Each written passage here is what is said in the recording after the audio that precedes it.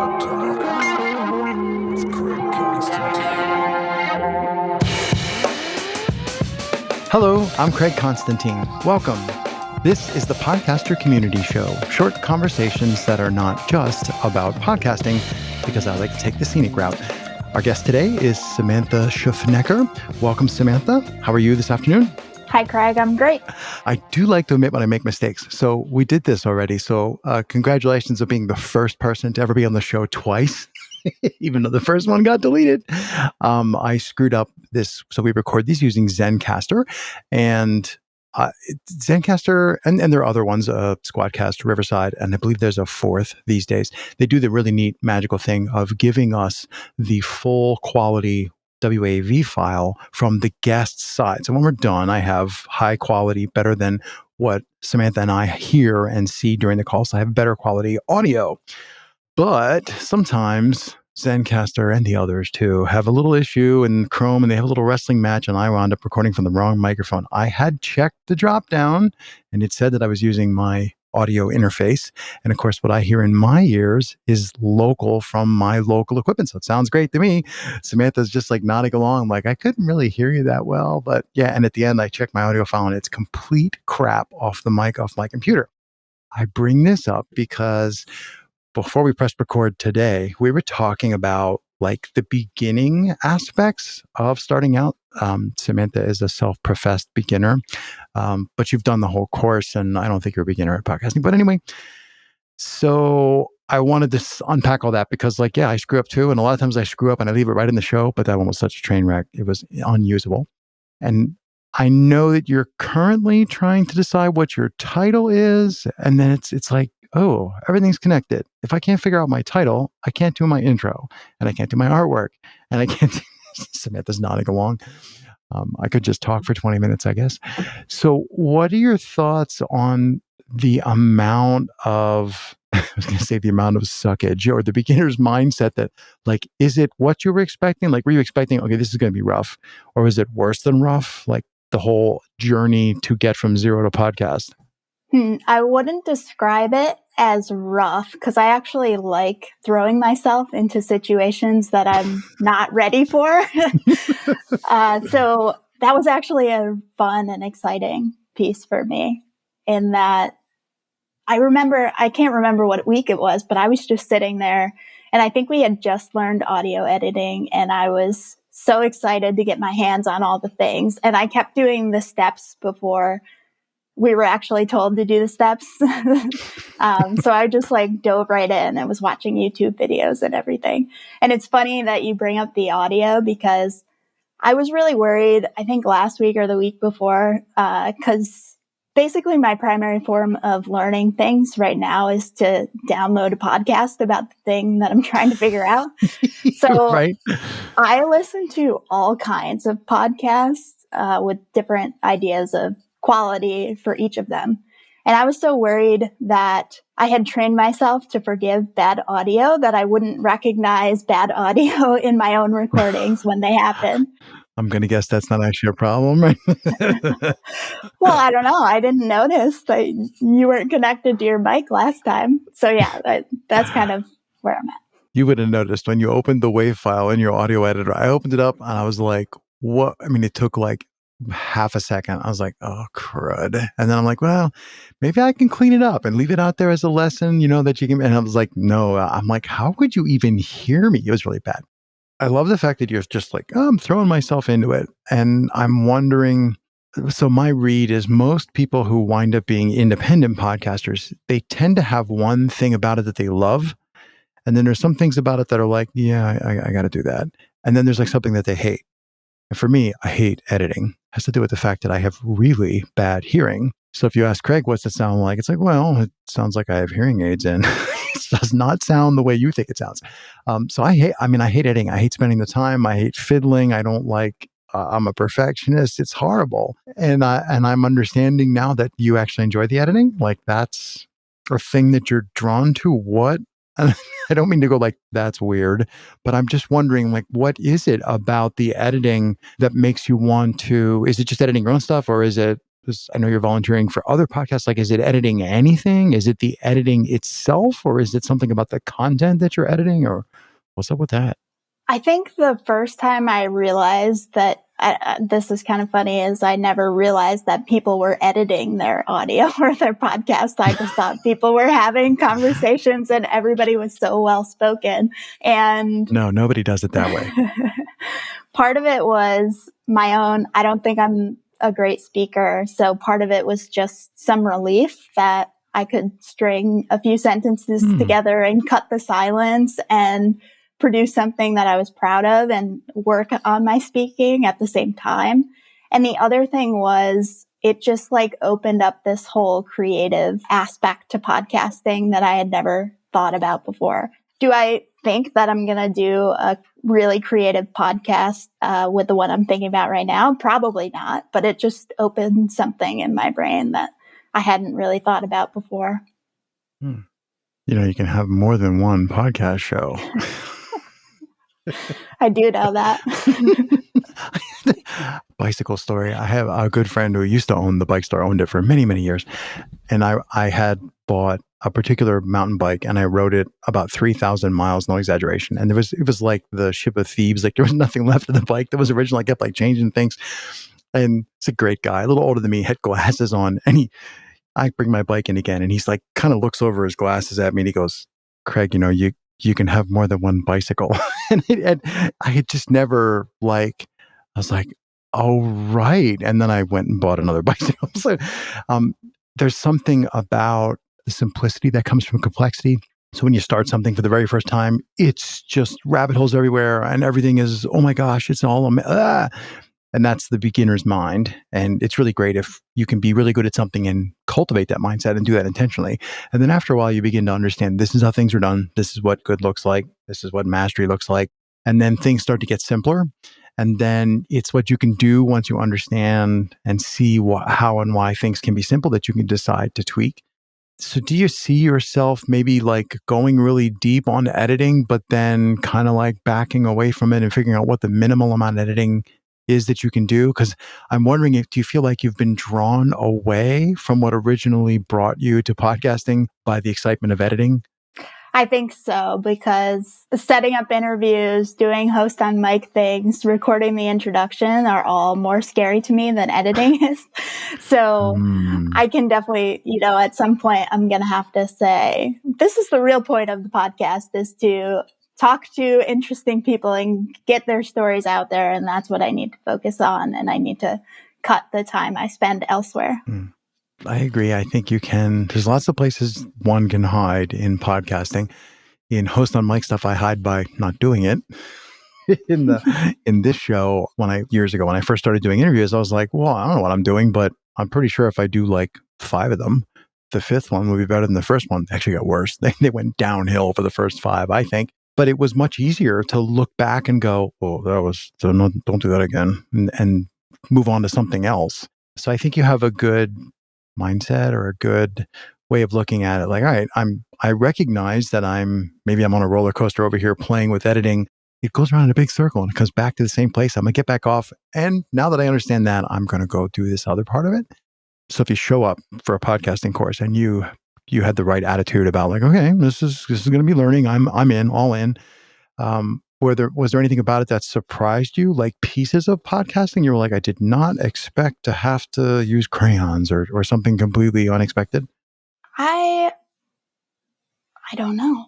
I think the editing piece was my aha moment, actually. But right now I'm trying to pick out like theme music so I didn't realize I would have to do that or think about that. No, you don't have to, but yeah, it is one of the things that they suggest doing. This show doesn't have any music. This show doesn't even have opening, like there's nothing. But I'm not implying that you should do it my way either. How many conversations have you done where you're the host or the interviewer, whichever terms you prefer to use? I'm not trying to put you on the spot. I've done 5 now. I think, 4 of them were technically practice interviews, but if you're recording, it counts. What's the hardest part for you about, first of all, interviews or conversations?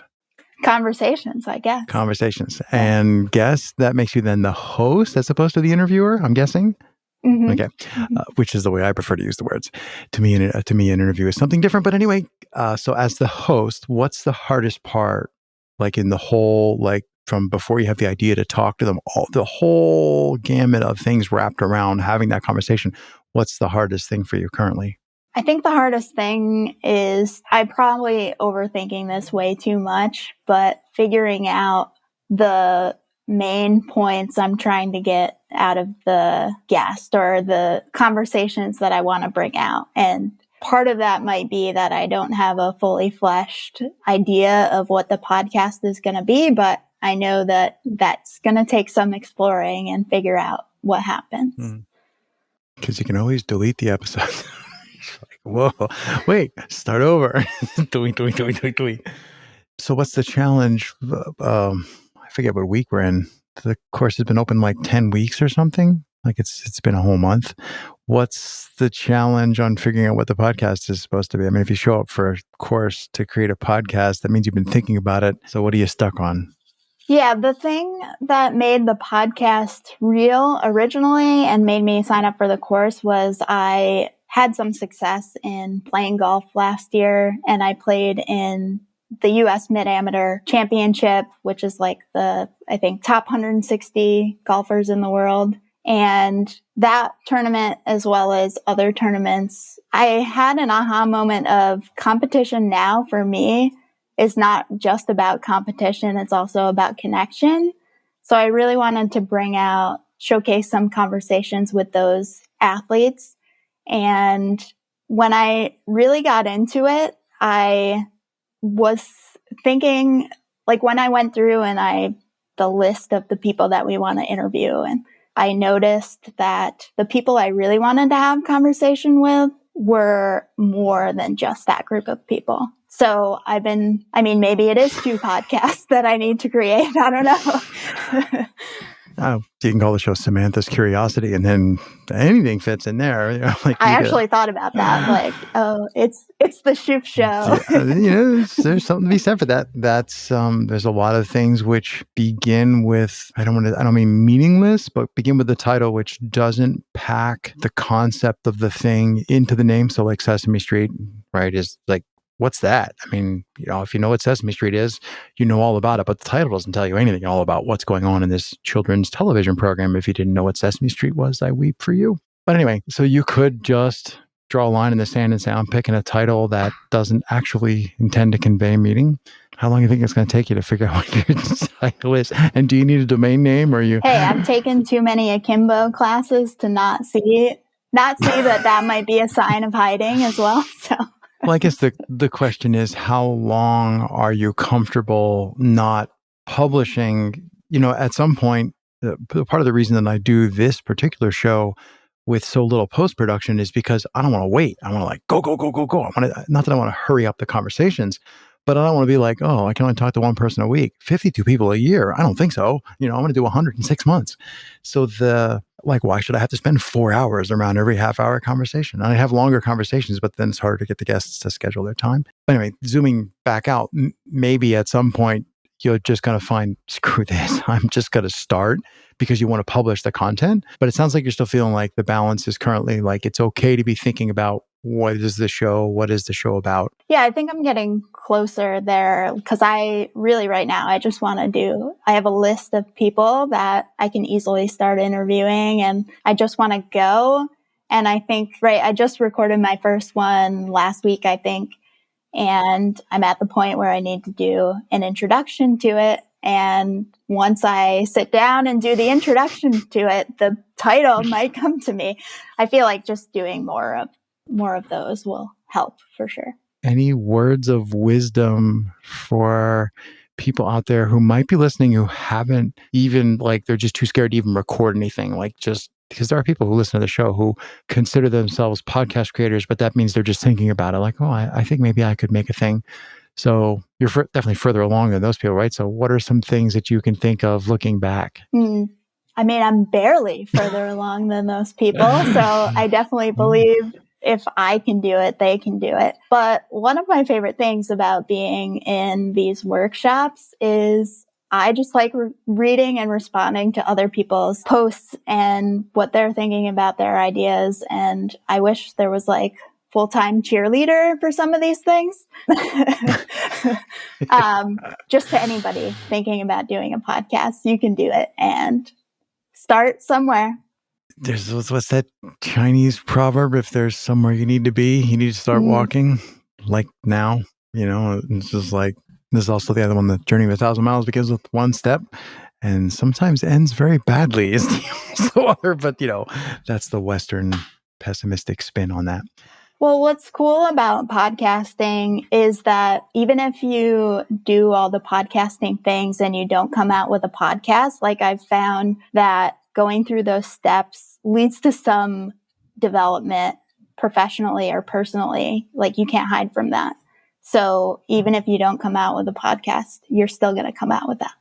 Any last parting questions? It's like, another minute or 3, we could easily go. Well, I guess before we jumped on, we did a deep dive into your process on titles and sinking into that. Is there anything? That is a statement. Yes, we did do that. Is there anything you want to share? That would be helpful. I'll be nice. I won't answer that with no. So I'm a process. Not everybody knows me, knows that I have processes for everything. And I was sharing with Samantha that the other project, which is called Movers Mindset, didn't start out with that name. And I got to a point where I wanted to change the name. And then I was like doing exactly what Samantha was describing she's doing for her show, trying to figure out what's the title? How do I name the title? And I was sharing, for me, I used a spreadsheet, but anything that you can take notes with would work. And I just would take time pretty much every day, sometimes an hour, sometimes just a few minutes. And I would just scan down the list of these names that I had written down, like A, B, C, D, E, F, G.